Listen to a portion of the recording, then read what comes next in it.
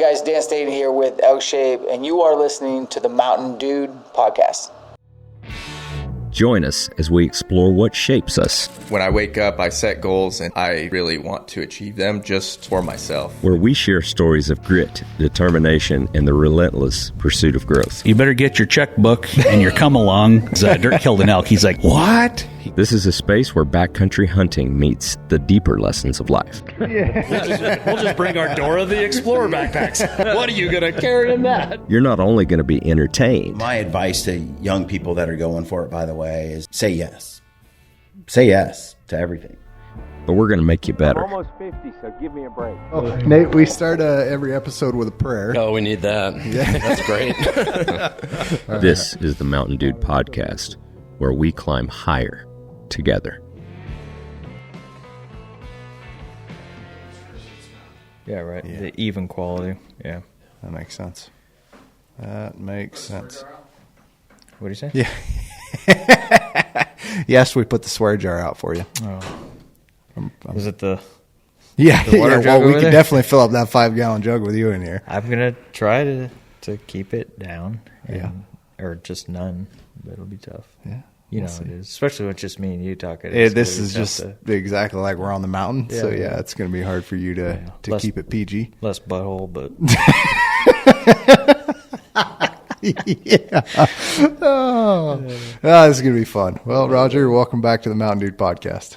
Oh, we starting it? We're starting it. Oh, shoot. I thought he was... Well, I was waiting for him to come back. He'll probably go back to when I was making fun of your face for radio and, you know. Yeah. Last comment.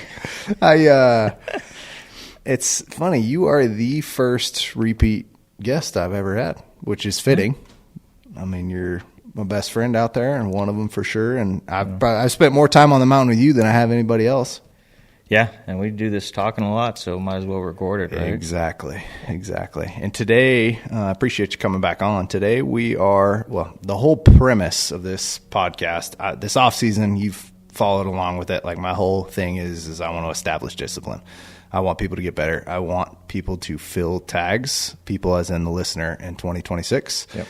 And so I am bringing on the best marksman in hunting scenarios that I know, which is you.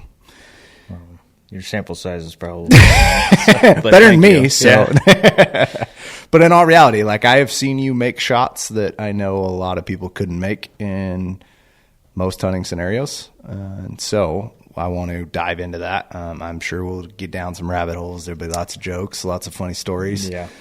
But that's what I want to touch on. I want you to bring your expertise to the table and be able to help people get better at shooting. Sounds good. Let's do it. That doable for you? Yeah. Well, we'll start the podcast with a prayer like we always do. Dear Heavenly Father, we're so gracious to be here today. We're just so blessed. This life that you've given both of us is incredible. We thank you for all the memories that we've shared together on the mountain, all those moments, all the animals we've harvested, all the food that's fed our family. We're so gracious of that, Lord. We're just so blessed. We thank you for our beautiful families, Lord. I thank you for Rodger. I thank you for his friendship and what his family's meant to my family, Lord. And may you just touch them, give them a little bit extra love, Lord. We're so grateful for them. Lord, just be out there with anyone that's listening. May you just comfort them, give them love, Lord. If they're lost and they need you, may you just reach out and touch them, give them guidance. Just let them feel you a little extra today, Lord. Lord, we love you. We ask that if anything may come of this show, that you may just gain glory from it. We say these things humbly in the name of Jesus. Amen. Amen. Beautiful as always, bud. Well, thanks, brother. I'm excited. I want to start this with, I want to talk about, and I don't think we shared this on the last podcast we did together, stories, but we've got much more of a following now anyways than we did 6 months ago, essentially. So I'm going to share this story anyways, because the spring bear hunt, I don't even remember what year it was. We've hunted spring bears for what seems like forever now. But the year that I killed that bear, that small bear, on the backpack hunt, like 7 miles in, we come back out, and this was like the perfect example of your and I hunting styles. That first bear fit me to a T, absolute mad dash. Dropping 1,000-foot elevation. Exactly. Yep. Gaining half of that back, shooting this bear, just an absolute mess. 7 and some change probably back there. Yeah. Oh yeah. Maybe more than that. From where you killed it. Yeah. packing bear out, backpack hunt, just fit my style to a T. We get back to the truck at 2 a.m., like 2 nights later. Yeah.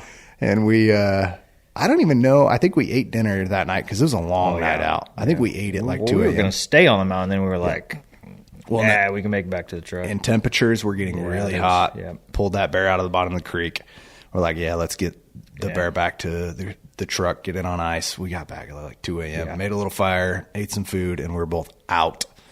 Slept in the next morning. Some dude pulls up to the trailhead. That's what wakes you and I both up. Yeah. Climb out of the tents, and we start talking to this guy, and we're all just kind of sitting out there BSing.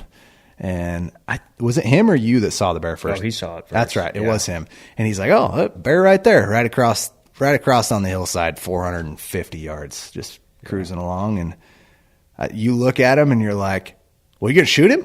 And he's like, looking. He's like, I don't think he's 6.5 foot. And I remember, I don't know if it was necessarily that he wasn't 6.5 foot. I think it was the fact that getting he to just that got bear, to the trailhead. Exactly. And he's like, he had a this is just starting. Weekend to hunt. Exactly. Yep. And so he's like, nah, I'm good. You can shoot him. And I think he kind of thought we were gonna, grab our packs and go after this bear because he was cruising, like he was on a mission. Yeah. He wasn't running, but he wasn't walking. Correct. He was that kind of a jog. Just like he had a goal in mind, somewhere he wanted to be. Yeah, he was going. He wasn't grazing. He wasn't nothing. Exactly. Yep. And he's cruising across this hillside, and Rodger lays out, gets prone in his Crocs, mind you. Like, remember, you're in your Crocs. And I think you asked me, you're like, what's he at? Yeah, I was like, give me a range. Yeah. And I can't remember what he was. 465, man. There you go, 465. Yeah. And I tell him, and this guy's like kind of blown away. And this bear has not stopped. Like, he's not on a dead run, but he's moving. Like, he's headed places. And you just crush this bear. He starts doing the roll. And that guy turns around and looks at me, and he's like, did he just do that? Yeah. He's like, one shot, that bear's done. I'm like, yep. Yeah. And that perfectly sums up your ability to make shots. Yeah, in that was a good one. Difficult scenarios. Like, I mean, might as well just, let's keep on the story thing. So the other one that comes to mind, it's always bear hunting. Yeah, right. This is with Jordan and Tanner. You remember that hunt? Oh, yeah. So this is similar area. We get into some country. We get up on a backpack spot that we like to go to. We've hit it a couple years before. We get in there, and we're doing some glassing. I think Rodger and Tanner go back. You guys go back to fill up the water for us. Drew the small straw on that one. Yeah. Jordan and I got lucky. We sat on the glassing knob, and I glass up a bear probably a mile and some change away. And I'm trying to make the decision. It's probably a mile. Because I remember I could get her. I was like, I think I can get around to that bear at night, but we only had 20 minutes of light left. He was at least 1,600 yards. Yeah, and so I'm and like, moving away too. So he was. That correct. was, I think, what made your decision. He was moving up the drainage, and I'm like, it's early. We like to hunt bears early most of the time, and I'm like, I'm gonna wait, be patient. That bear's gonna come out back in the same drainage. I'll shoot him in the morning, and it was a windy sucker that day, man. I bet we had 20, 25 mile an hour gusts. But personally, I'm like, I think I can get over there. And then I made the decision to be patient. I'm like, nah, we'll wait on it. And you, always doing your thing, you're like, I'm going to make sure we're ready in case that bear or something else comes out. You had wind dialed, everything ready to roll. And sure enough, we had all packed up. And it was like my last peek through the glass before I put my tripod away. And I'm like, that bear's running back towards us. And we're probably 5 minutes of light left, would you say? Very low light. Very low light. Wind is still just ripping. Yeah.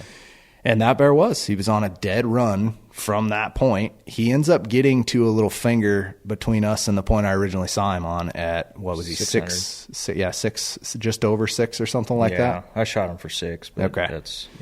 You lay prone, and, you looked at me. And you gonna shoot him? Yeah, and I'm like, no, dude, full send. Like, I can't make that shot. And I'm like, I know you can. And also, I'm like, we got tags to fill. Let's go, dude. Yeah, right. Kill that bear.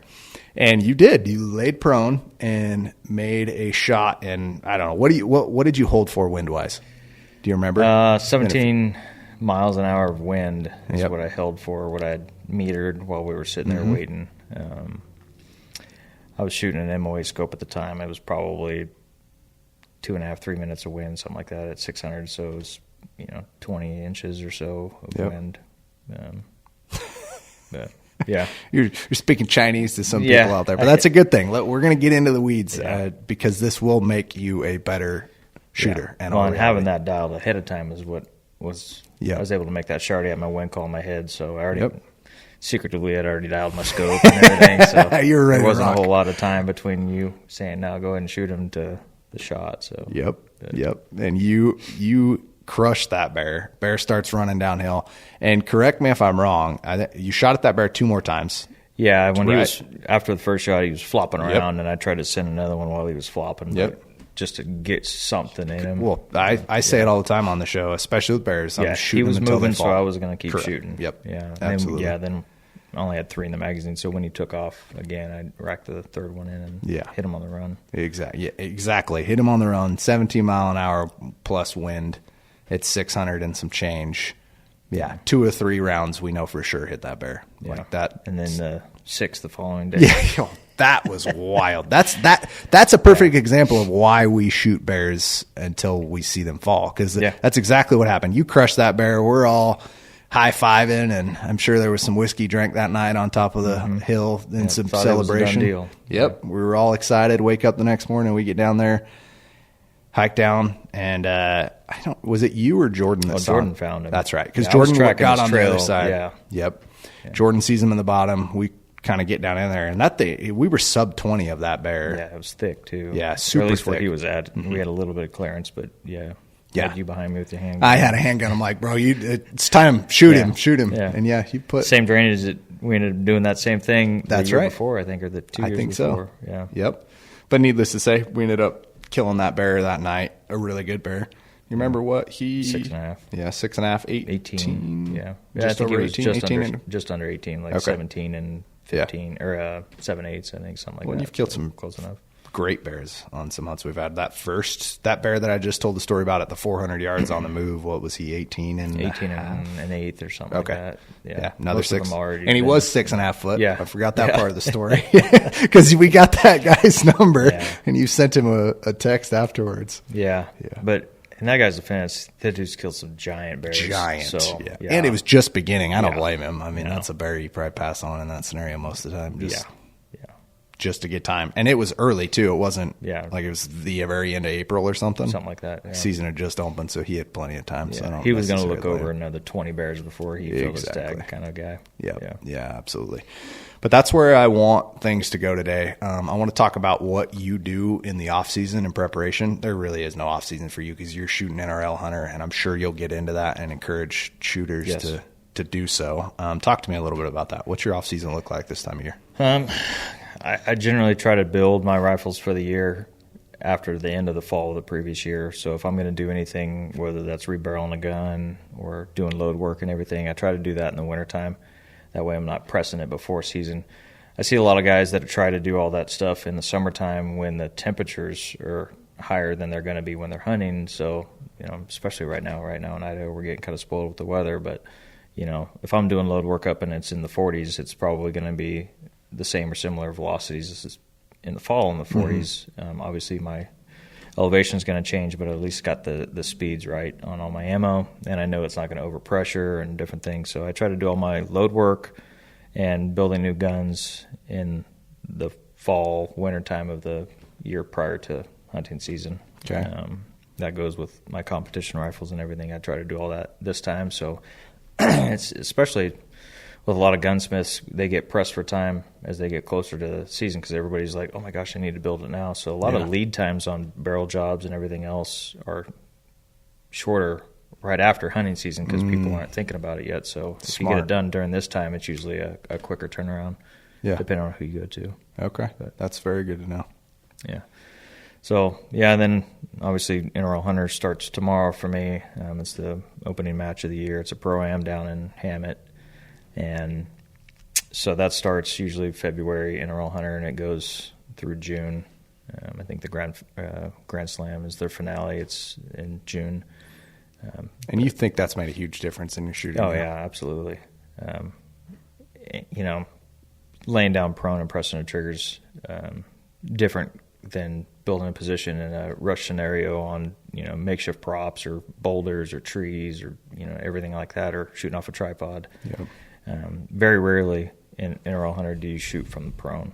If you do, it's in some nasty angle. It's not just a flat range type of a prone. So it's been really good because your gear management and, you're doing all your locating the targets, ranging them, getting your data, and building those positions all. I shoot teams with a buddy, so we have 6 minutes to complete the stage. If you're doing it as a individual, it's 4 minutes from the buzzer to running up to the stage to your glassing stakes to glassing, ranging, getting your data and engaging. And so it can, how it is when somebody beep and you get a little timer going. Changes everything It for a lot adds of people. a lot of stress. It's not quite the amount of stress that you get when there's an animal out there and you're pressed for time, whether you're in a pumpkin patch and there's a bunch of guys around and you see a buck that you're like, if I don't shoot him, somebody else is going to run him out of here or shoot him, so I got to get it done real quick. Not that kind of pressure, but it's the closest thing you can get to that type of scenario. So it's been a game changer for me as far as my ability to do those things. Yeah. So the reps have made a huge difference for you. You're in different wind conditions. You're in canyons and stuff, trees, so you're reading the wind. My local range, I can pretty much get a perfect wind call every time just because I shoot it all the time and I know generally which way the wind's blowing and the vegetation and how it's moving during certain wind conditions. But when you're out there and you're on the clock and you got to make a real quick wind call, the interval hunter is great for that. Yeah, especially in unknown scenarios and conditions and climates. Because you're shooting over different terrain types, topography throughout that. So you can take a wind reading at your position, but I guarantee you it's not what it is once you get out of this canyon into the other side. Yeah, so and I think that's something that people don't often think about. The only reason I've started thinking about it is because everywhere we go, you're checking wind and that's talking again why you find more animals when we're glassing, because I'm always doing wind. This is strategic. See, you got to find a hunting partner that'll make sure he's got a good wind call for you, and he's not looking through glass. Yeah, but you do find more animals than I do. Hey, what do they say? You hire your weaknesses, right, for business owners. Yeah. You do the same with your hunting partners. Like I said, we're yin and yang when it comes to the fitness and lack thereof, and the shooting and the lack thereof. Well, and it's like I talked about it would have been an episode that will have launched a couple weeks ago at this point, that solo that I talked about with discipline. Your community is so important. Yeah. And we have been really good about holding each other accountable to that. Like, you're constantly reminding me and calling me out because this is what I need. Like, I am notorious for when you text me in freaking February, you're like, hey, when's the last time you shot your rifle? I'm like, well, let's see, I killed that buck or that bear on April 18th, so we're going on 8 months. You know what I mean? That's a problem. But that's why community is important. You got people that can hold you accountable. That's a good thing. Ask me when was the last time you ran a mile or did anything. We can leave that one off. When was the last time I was on the mountain? Yeah, exactly. But it is important. So obviously the NRL hunter side is something that you strongly encourage for those reasons. What is something, so that obviously is a certain level of individual. Like, not everybody is going to be committed to shooting that many rounds. Now, the budget-friendly guy, is there something that they can do in the off-season to get prepared? Actually, NRL Hunter has a skills division. So with the different divisions in NRL Hunter, there's restrictions, whether that's if you're shooting factory class, your rifle restrictions, your weight, there's open light, open heavy, and then teams. But they have a skills division that's generally less expensive, and you're able to see the stages ahead of time because if you're competing, all the stages are blind, so you don't see them ahead of time. So with the skills division, you can go up and watch shooters shoot it before. You can find the targets and then range them before and get all that stuff just to kind of make sure you're successful when it's your turn for the buzzer. And you can get as much help as you want from the RO, the range officer, or as little help as you want. And, those guys are out there with their 243s. There's one guy that shoots it with a 300 Win Mag every year when I was running into him. And he's just, if he doesn't complete the stage, it's totally fine with it. He's just getting the reps. Trying to get better. If you're shooting a 20-stage match, max you're going to shoot is 160 rounds. Minimum is, if you're shooting a minimum of 4 shots through 20, so it's 80 rounds minimum. But like I said, this guy will go out and shoot, whether he's missing or he'll shoot 4 shots out of his 300 Win Mag, and that's it. Because he's like, that's all I carry with me while I'm hunting. 1 in a tube, 3 down, and that's it. So he's planning it and using that as a training for hunting and not necessarily the competition side of things. Yep. But he's out there with his hunting set up, and he's doing everything just like he would hunting. And so there's a lot of guys, especially in the skills division, that bring your hunting rifle and shoot as little as you want or as much. And don't quote me on this, but I think it's around $150 for the entry fee to shoot all that steel. But $150, and say you brought 80 rounds or 100 rounds, like how much more practice and actually good reps are you going to get there rather than going to a flat range and shooting 100 rounds at a flat range. So absolutely. I would encourage guys to do that. There's obviously some things, just depending on range capabilities where you live. I mean, we're blessed with the ranges that we have that are close, that we can get out Parma and you can go 1,300 plus. Or go out to BLM and shoot. A lot of guys, especially back east, there's a lot of private land. There's not the public land to go out and shoot. The ranges are topping out at 300 yards. So there's things that you can do if you're limited that way. But like what do you recommend for those guys? Maybe back east that are limited. Yeah, you can still do a lot of positional stuff and shoot smaller targets. So you're still working on building those good positions, and you're limiting your wobble zone on the small targets is going to challenge you just as much as the a little bit bigger target at further distances. Obviously, at 300 yards, a wind call doesn't really mean a whole lot. You can hold left edge, right edge on a lot of wind, and you're still going to hit the target.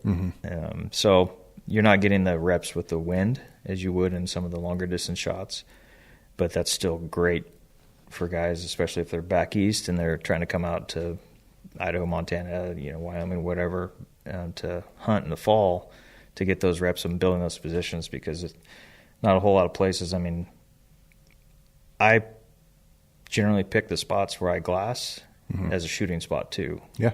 Because if I can, I'm going to shoot them from where I see them and not have to drop 1,000 feet of elevation and run and get over there. You don't bring your track shoes? They're just me. Right? Shoot them where I see them. So it's a lot of it is trying to build a spot to get as prone as I can to get those good bases on me. But as you say that, that's why I'm over here laughing. We were up there in a bear spot one year, and a couple of good old boys, some cowboys, came up to us, saw us, and they see Rodger's gun, and they look at it. Oh, that's one of them tomorrow guns, huh? We're like, tomorrow guns? What are you talking about? Yeah, you shoot them today, go get them tomorrow. Yeah, I think that was that same hunt that you killed your bear, and then I killed that other one. It was right before we stepped off the trailhead. Actually, I think you're right. Yeah. That's always stuck with me too. That's a good one, because there has been those times, and that trip. Yeah. Well, no, that trip wasn't, but the one at 600, we had to go get them the next day. That night. I generally try to go get the deer that night, just because I'm not worried about them popping up and attacking me. Yeah, yeah, that's the problem in the dark with bears for sure.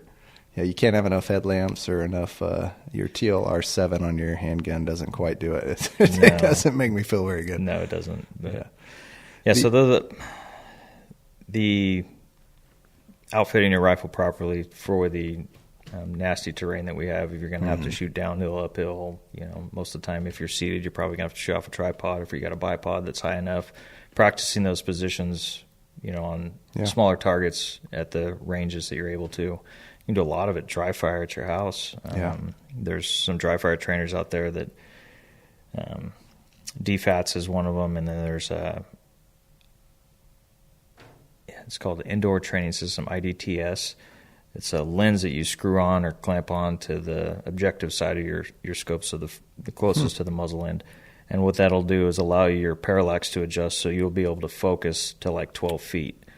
Ordinarily, most of these scopes are maybe 10 yards, so 30 feet minimum for like rimfire scopes, which is tough to do in your house, right? But just in this room, you hang a target that's scaled properly for 12 feet, on the wall, and they're tiny little targets. If you're just looking at them, but when you're looking at them through your scope, they're calibrated to be that size. as if you were looking at them and they have on there 700 yards, 800 yards kidding. or whatever. So Yeah. it'd be the same size if you were out there. And so you can dry fire, build your positions, and then see what your wobble zone is in your scope and go, man, I'm not steady. I need to, everybody dry fires against a blank wall in their house, and you feel like you're steady, but you don't have any point of reference to see. But then when you're looking through that system, That's a great tool. $125, $150 No for kidding. that. And you can do it thousands of times and, not spend another penny, but get a lot of good practice on building your positions in different spots. Yeah, you're still going to get better at doing that. Absolutely.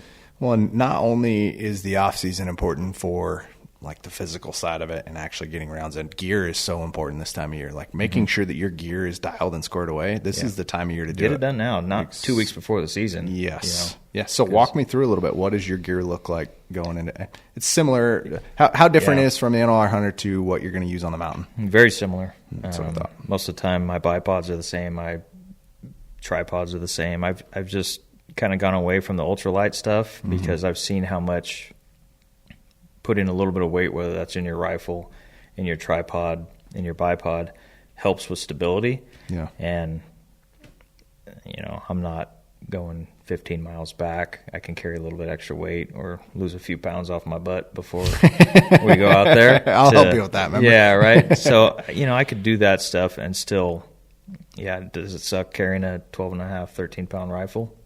A little bit. It's going to... Until you shoot that buck at 827 yards. I haven't shot one at 800 yet. Okay. Just over that. Just a touch over that. But, a couple hundred yards over. Yeah. It's nice to shoot, right? So I build my guns to shoot, not to carry.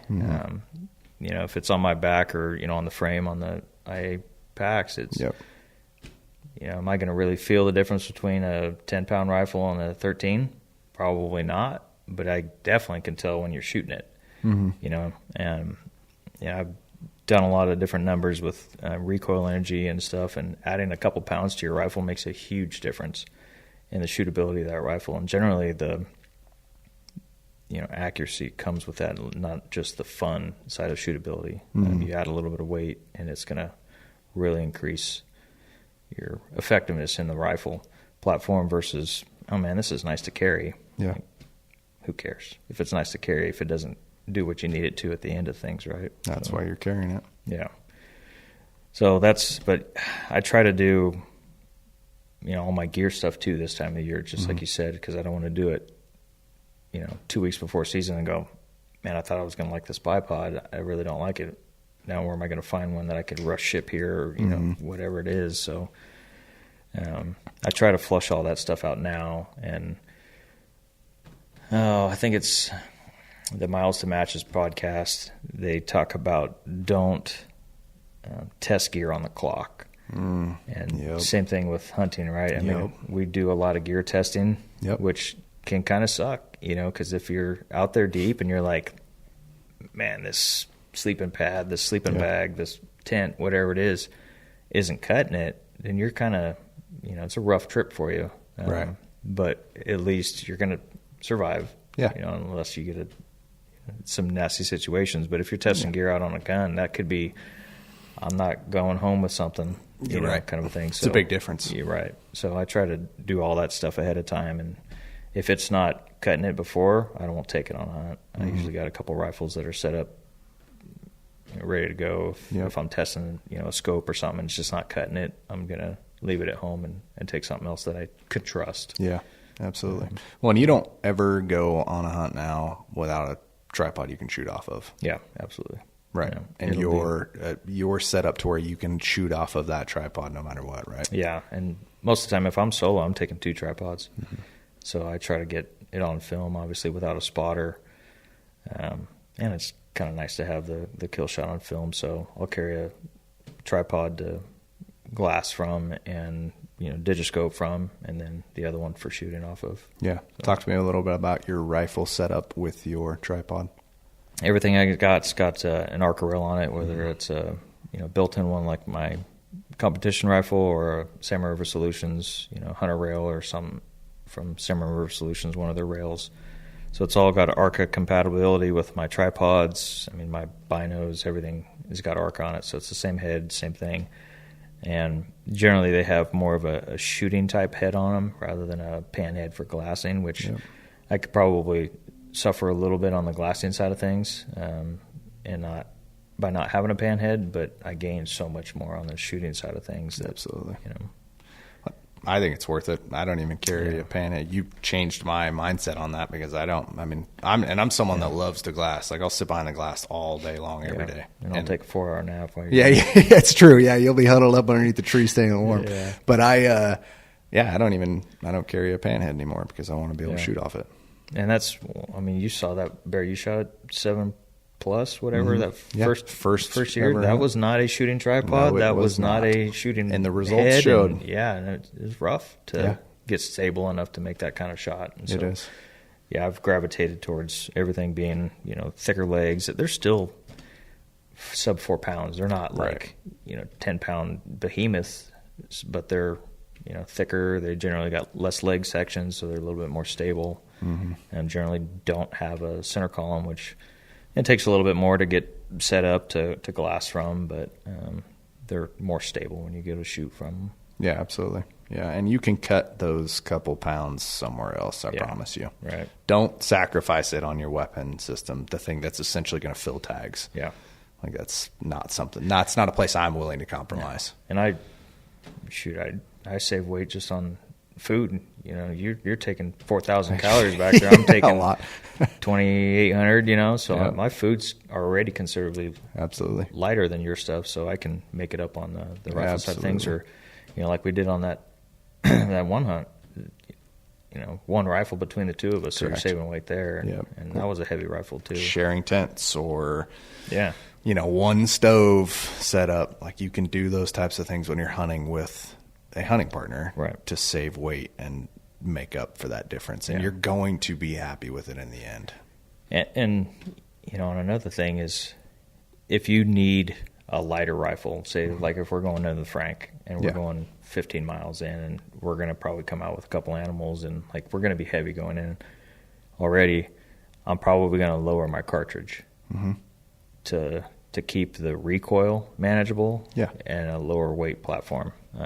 And I did some numbers. Your 7 PRC sucker kicks. Like I'm not a huge fan of shooting that thing because it's light. Yep. And I think Definitely all some up recoil. It's still sub 12 pounds. I think all up with a bipod 11 and loaded and everything. Some change, fully loaded with.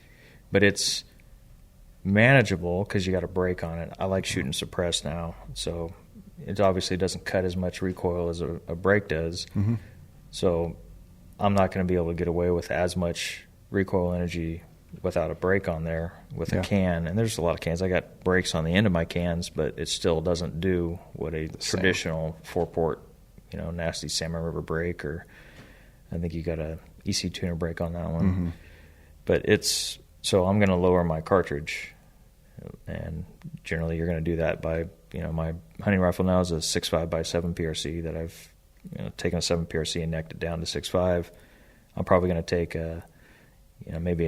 I think it's almost 13 pounds. I'm going to take probably a 6.5 PRC, 20-inch, something like that, or even a 6.5 Creedmoor, and lessen my recoil to keep the shootability in a lighter weight platform. Yeah. And you're still shooting elk with that, and you're not worried about. I would 100% still shoot an elk with a 6.5 PRC. So my 6.5 by 7 PRCs, the load that I hunted with this last year is shooting a 156 Burger at 2,900. Like you can do that with a regular 6.5 PRC in a 24-inch barrel. I lowered the barrel length on it. It's a 20-inch barrel, suppressed, so it's a little compact platform. But you got to up the horsepower with that cartridge. Is why I'm putting 70.5 grains of powder in that to get the same velocity that I would be able to out of a 57 grains of powder in a 24-inch 6.5 PRC, just to keep the platform shorter. But if I had a 20-inch, and I have hunted, that buck I killed in the snow was with a 20-inch 6.5 PRC. Yep. But that's doing like 24, 26-inch 6.5 Creedmoor velocities. But, you're still, with the right bullet and the elevations that we're shooting at, you're still maintaining 1,800 feet a second out to 1,000 yards. Right. right? So I would not think twice about shooting an elk at 800 with a 6.5 PRC. Yeah. You know, a lot of guys, I got to have a 7, or I got to have the 300, and shot placement means more to me. And being solo a lot, like I want to be able to, in recoil, see my impacts. I don't have a guy that's sitting there going, important. hey, you hit left. Yep. And it showed on that buck I shot this last year. I had some guys that were spotting for me, family members, but they don't shoot as much, and so they couldn't tell me, hey, you're I don't know, 0.3 or a mil left. But I was able to see it in my scope, and I measured it off of the miss, and then made a correction within 10 seconds and 10-ringed him. So there's a lot of benefit to being able to spot your own impacts in your scope, because you can measure it real quick and then make a perfect correction on the next shot and not have to guess. Yeah. So Absolutely. got off on a tangent there. I forget what I was saying. That's perfect. Those things are so important. And let's keep kind of circling around gear a little bit. So your tripod setup, what's something else that you carry now on all your hunts that you didn't typically maybe early on, or something that I wouldn't have carried until I started hunting with you?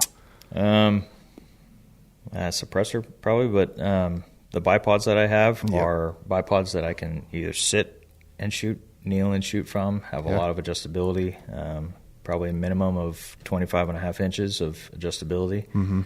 They're a little bit heavier, but being able to have that and go tripod rear support and be able to be super stable shooting some of those, I'm not prone type of positions. Yep.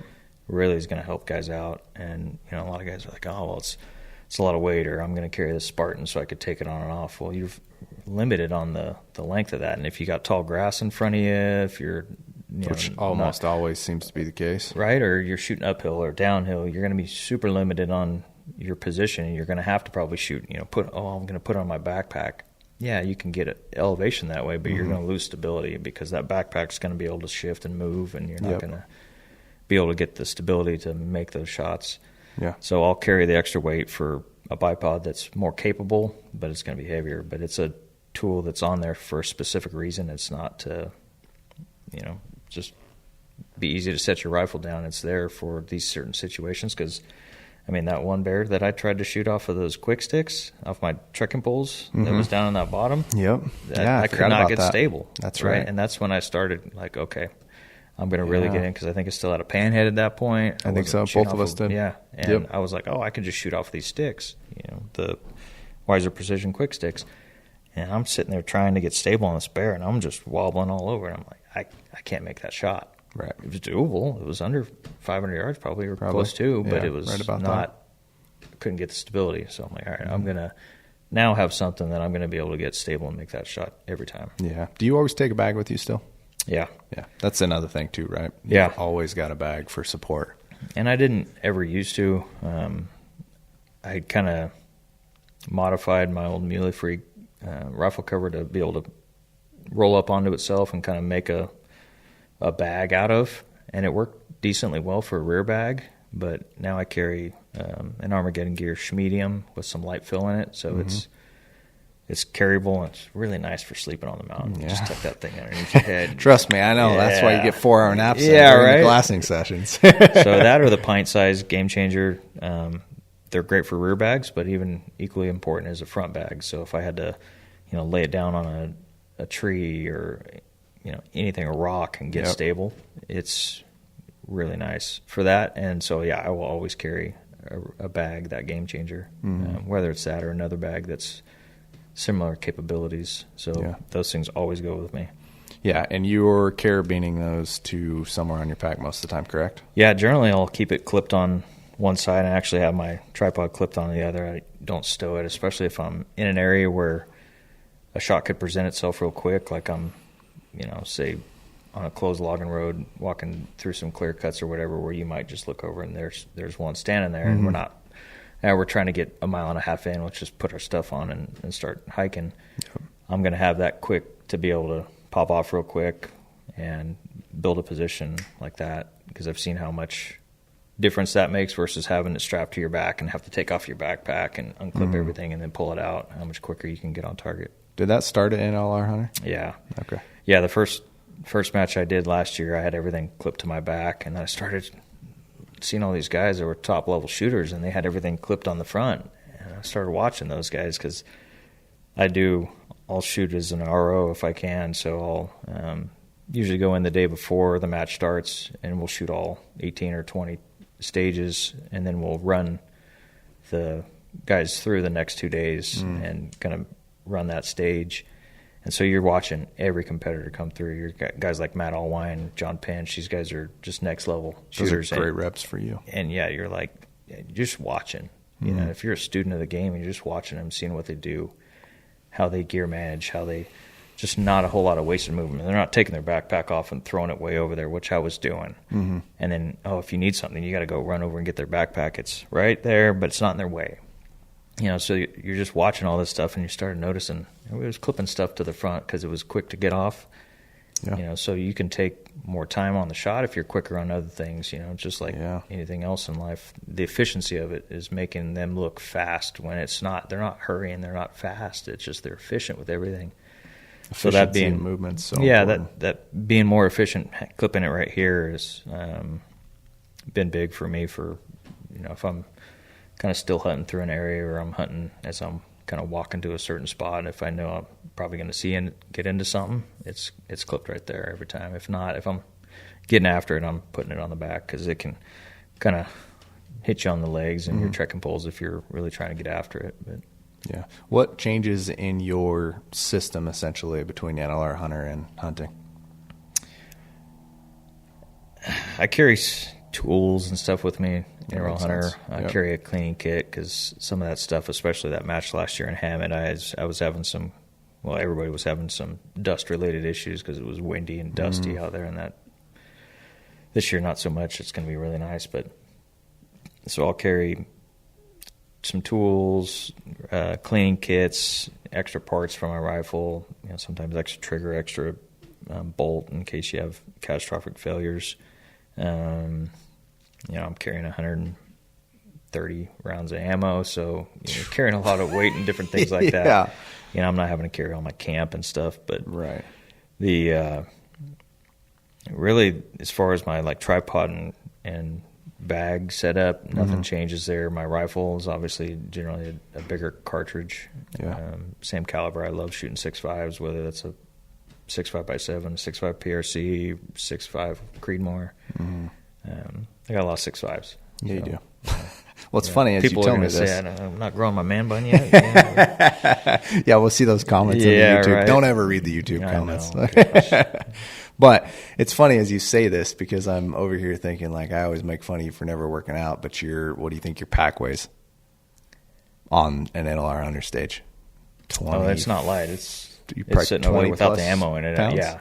Oh, yeah. It's probably 30 with all the ammo. Exactly. And So I'm carrying a heavy fill sandbag, too, on that. Okay, yeah. And I'm making fun of you for never training. But what I'm getting at is for the listener, if you're willing to sign up for some of these courses, not only are you getting more efficient with your weapon, figuring out how to shoot and build setups in different scenarios, different terrains, you're going to get the physical piece out of that. Oh, yeah. That is a workout. These are not flat matches. Right. They're in, the one in Hammond, it's in the Snake River Canyon, so you're up and down those rocky canyons, and it's steep. You're not walking a whole lot of distance in this match. There's one coming up that's in La Grande. Nate Savage is putting that one on, and that was the first match I shot last year, and it was a long match to go from stage 19 all the way back to stage 1. You were carrying your stuff, and it was probably 2.5 miles. No kidding. And so you're hoofing it a long ways. I mean, that was probably the longest one that we had to walk, but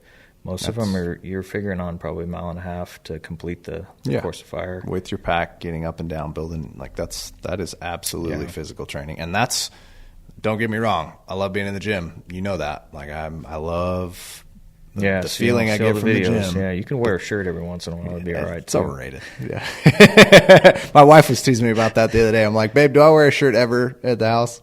She's like, no. I'm like, no, why am I put it on? I come over to get ready for a hunting season. You're in your Crocs shorts and no shirt. I'm exactly. like, hey, bro. 24/7.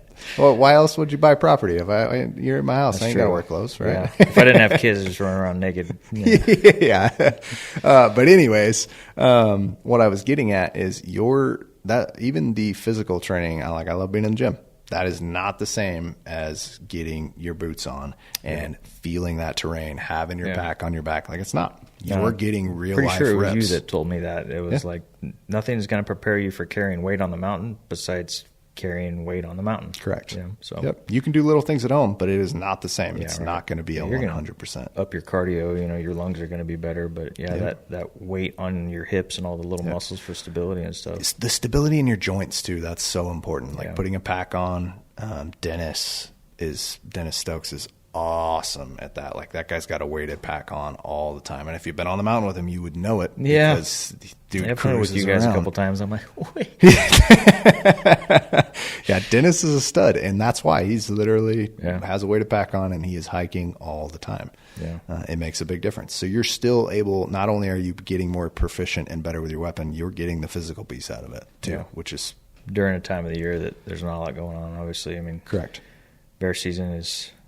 Yeah, I won't bring that one up on the air, but you know, the match is like 2 days after the opener of bear season. I'm going to miss it this year, so he's a little better about it. You remember that comment about one of my best friends on this planet? I think I take that one back. Yeah, right. My hunting buddy. Well, I guess we're not going to hunt. Yeah, when he was my hunting buddy. Past tense. Yeah.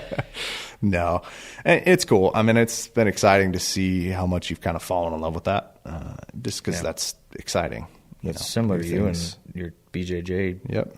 I'm not going to try to say the name of that because I'm going to Jiu-Jitsu? It sounds like I got a mouthful of marbles. You don't have a Brazilian accent when you say it? Yeah. Are you carrying the day mode setup for most of your NRL hunters? Yeah. Or what are you running? I've been using just day mode with pannier lid, and then I'll throw the cub in there, just a little bit of extra space for puffies and little extra things. Yeah. I'm still, you've hunted me with them enough where there's been like, oh man, this broke. Hey, I got an extra one in my bag. I kind of that guy carries the, which is great, being his hunting partner. Well, a lot of guys at that Hammett match, especially last year, it was, hey, we got a rifle that's down and a bullet stuck on the barrel or something. Oh, hey, I got a push rod. Of course you do. Right? Actually, I have 5 of them. You can hang on to that one. So my bolt's all gummy. Hey, I got lube and I got a towel. I got stuff to do those things and. Forget where I was getting at. I have destroyed plenty of things on the mountain. Buckles on whatever. Stakes. That prototype 8K, you were like, oh man, I broke the buckle. Yeah, just being a dummy, pulling on things and when I shouldn't have. And absolutely. And here again. I got 5 of those. Yeah, here we go. Yeah, I'm trying to remember what else, but there's plenty of things that I have destroyed or lost, and you're like, oh yeah, here we go. Yeah, usually it's. Hey, you going to eat that? Yeah, that's 99% of it, yep. No, Chris, I'm not going to eat that. Like the trash can, it works out. Yeah. But you're running day mode most of the time. I know we ran you through this at the shop, was your first look at it, but by the time this podcast comes out, we will have launched the new Scout. It's nice, dude. Dude, it's going to be the number one SKU coming off the shelves, I think. Yeah. Like, it is sweet. Great price point, dude. It is great. Well, I brought one in here because I want to talk about it a little bit, and I want to talk about our big push with this. This is a shameless plug because this thing is freaking so shameless. It's a little shame in it. This thing is awesome. So we've designed this thing, the scouting backpack. Like, this is going to be the do-it-all. You're going to scout out of it. You can shoot tack with it. But I think another application for it is going to be the NRL hunter side. As soon as I saw it, that's where my mind went. Is oh my gosh, this is going to be my new NRL hunter pack. Yeah. Can you walk me through a little bit of what you would do with this thing, and try to keep that mic close as you move around and just wiggle it around? Nice thing is kept the buckles on the back, so if you guys needed to strap things, one thing a lot of guys like to do is they'll put their shooting bags back here. That way they're quick to pop off, come off. You can still, on the bottom of these, still attach the bow holder, the rifle holder, things like that on the bottom. Yep. There's loops on the side that you can still attach the cub, which I might do, especially depending on the weather. If I'm carrying rain gear, puffies, or anything like that, like for NRL hunter, it's perfect little spot in the back for all your used brass. I actually really love that for that. Water bottle holders on the sides. You can even still put the IA water bottle holder on the hip belt. The hip belt is removable, but I'm probably going to use it just like it is here with the hip belt on. Yeah, and that's one thing we talked about a lot too, because you see some of these packs you were talking about at some of the shoots. Yeah, guys don't have hip belts, but you just talked about carrying 30 pounds for 2.5 miles. Yeah, that's rough. And I kind of warned my buddy that I'm shooting with about that, because he used to have a stone glacier that he would use, and it was just big and a lot of pockets, and things would kind of get lost in it. Yep, it'd be similar to me carrying the 5K or something out there. Yep, there's a lot of real estate in there, but he's going to use a backpack now that doesn't have a hip belt. And I'm like, man, we're still carrying quite a bit of weight, and basically a JanSport backpack if you don't have a hip belt or any kind of structure to it. But this one has it, so it's great for that. There's a big pocket in the back that I'm going to absolutely love. It goes all the way down.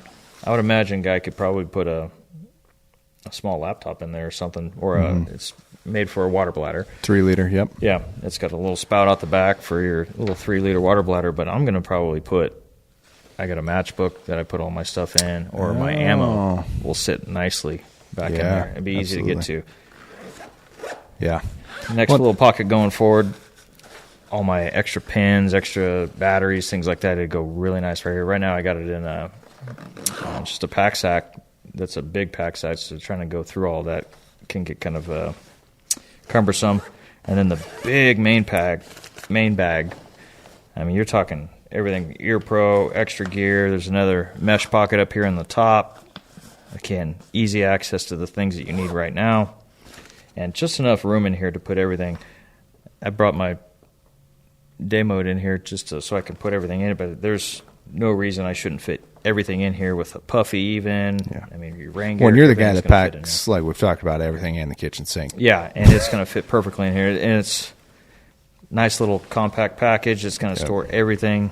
It's still got the clips in the front on the shoulder straps that I can clip my shooting bag to and my tripod. I mean, it's like they made it for Arrow Hunter. It's still got adjustable shoulder straps, so you can adjust that. And that's so important. Right. Like, that's what we do. Fit everything, right? No, like you got a longer torso than I do. Yeah.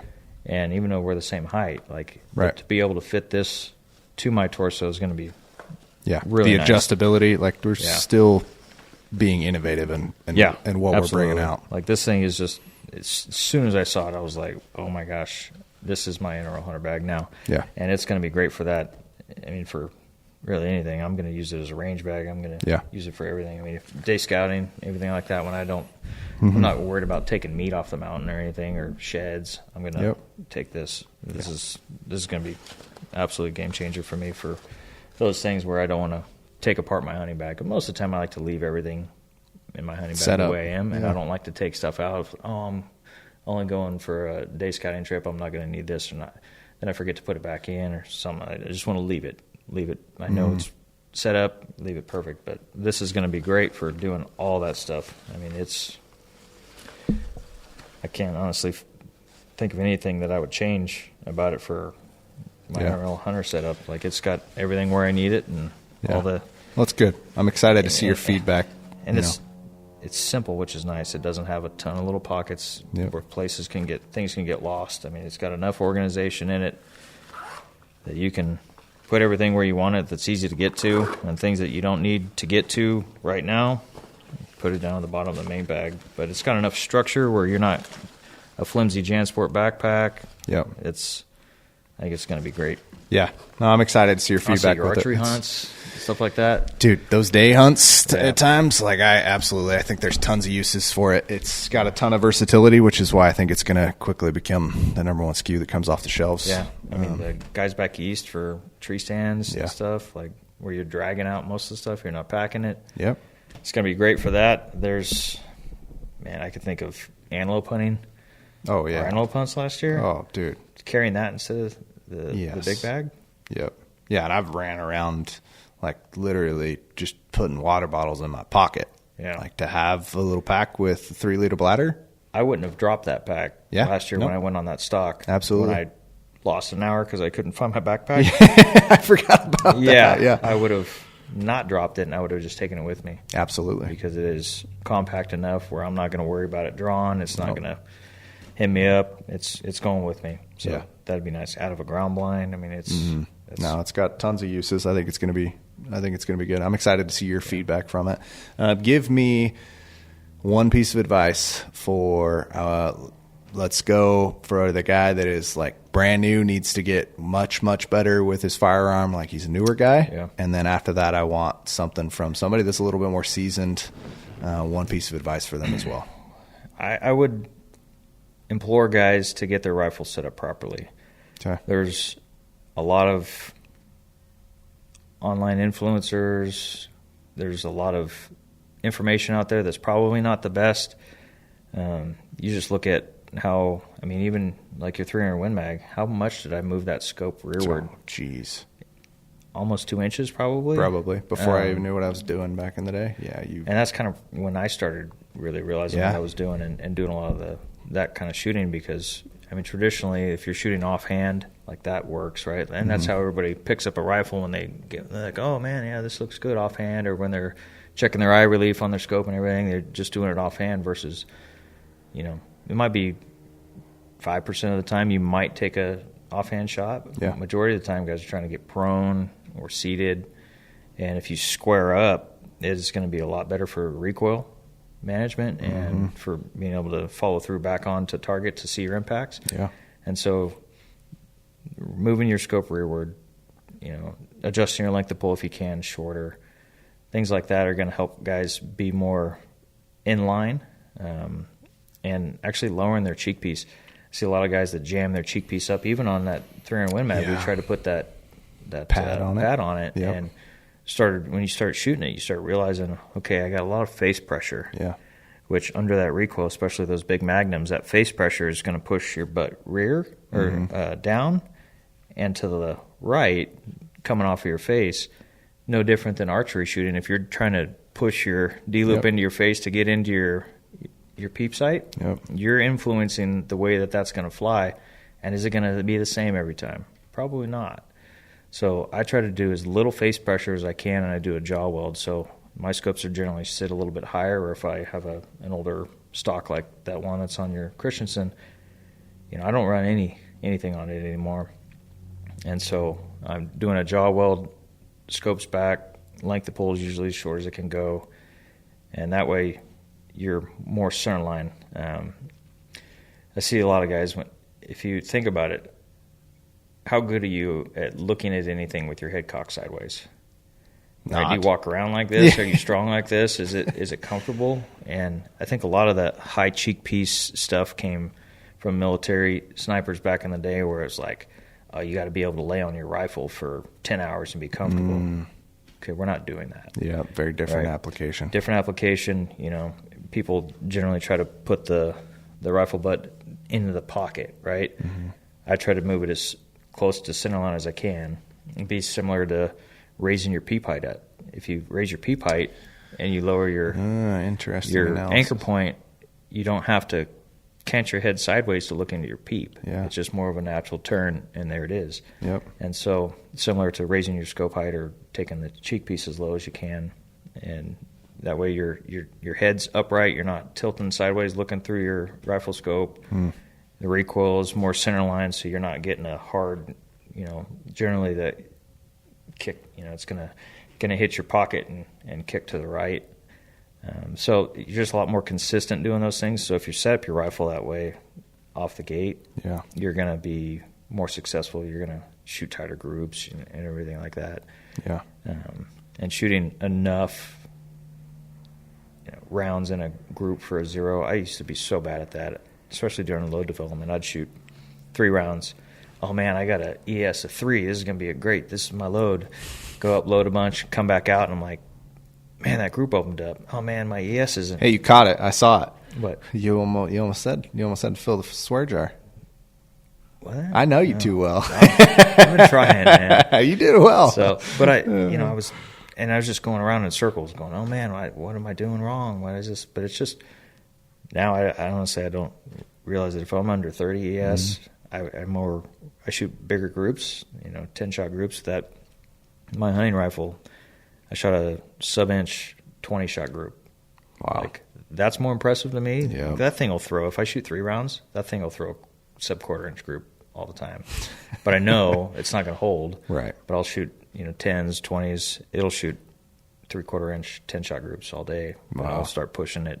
You start getting a little bit better idea of what your cone of fire is, the natural cone of fire, whether that's your ammo, your rifle setup, you as a shooter. Yeah. So it gives you the confidence that you take those shots at distances that most people probably shouldn't. Yeah.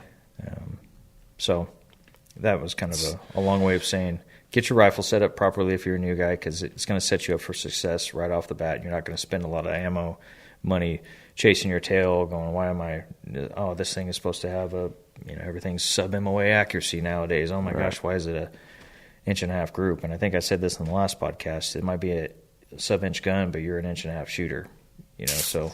Yep. Gotta look in the mirror. Getting it set up properly to give you the best chance of success for shooting that consistency from all different elevations, whether you're prone, seated, standing, kneeling, whatever, making sure it's consistent every time. And you could test that too. There's a drill called the Craft Challenge, and basically it's a diamond that you shoot at. You shoot 1 round seated, 1 round prone, 1 round seated, 1 kneeling, 1 standing. And then you go back and you shoot prone, seated, kneeling, standing, and you do that 3 times for a total of 12 shots at the same point of impact.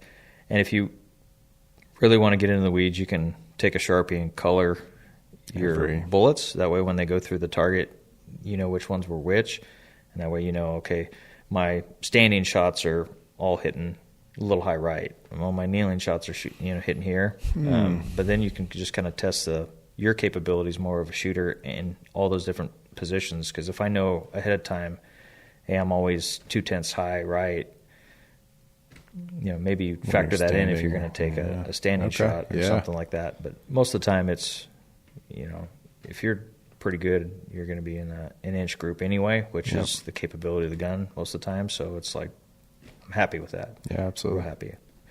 No, that's great advice. That really is good advice. That might be more for the more advanced shooter tip kind of a thing. That's something that, get good at shooting first and then start building up those building blocks of the different positions. I don't want a guy that's just getting out. Cade just got a 6.5 PRC Tika. So very lightweight gun. And then he shot my 6.5x7 and was like, oh, now I know what you're talking about by adding a little bit of weight. Because that Tika's light. I bet. And I don't even like shooting it. It's got a radial brake on it from the factory. It's just nasty to shoot. Kicks like a mule. Yeah. And then I let him shoot mine. And he's like, I was able to watch the bullet in the air. I'm like, yeah, man, that's a little bit of weight. Gives you that. But so I'm not going to take Cade out and put him on a tripod right away and start working on all that stuff. He needs to build the fundamentals of shooting on the ground in the most stable position he can before he starts building up. So get good there, and then as you start getting good there, build your way up. Yeah, building blocks. Yeah, absolutely. Well, I appreciate it, man. You put out a ton of really good content consistently because you're always at the range. I won't make you tell everyone how much you spend because your wife's probably going to listen to this on rounds, right? Yeah. He reloads. It's cheaper, guys. Yeah, right. Yeah. But no, in all reality, you're putting out a ton of really good shooting content. Where can listeners find you, brother? Most of it's on my Instagram page. I think it transfers over to Facebook, but I don't get on there a whole lot anymore. It's backcountry _BABA_YAGA. And then The Boogeyman. Backcountry Baba Yaga. Yeah. I need to post more, dude. I haven't been posting a whole lot, but I do a lot of stories. Busy. Yeah, it's exactly. quicker for me to do than a post because I tend to write too much. Yep. So go find Rodger, hit that follow button, and you can follow along on those stories. Yeah. So we're going to probably do some IA shooting. Yes, I think that's coming. We're going to take the whole IA team out and do some and shooting. There will probably be some content that comes out on the YouTube channel for that. So make sure that you stay tuned. Yes, sir. And if you're not already, make sure you hit the download button because that's what the algorithm likes. So we're going to do what the algorithm likes. Leave a 5-star review if you would, and share the podcast with a friend. Well, Rodger, thanks for being my very first repeat. Appreciate it. Thanks, brother. brother. Have to start showing and telling next time and bringing out some. Yeah. Probably get, what do they call it, demonetized on platforms. That's true. Yeah, it's probably worth it. But it's probably worth it. Yeah. All right, brother. All right, buddy. Until next time, keep your eyes on the summit. This is the Mountain Dude Podcast, signing off.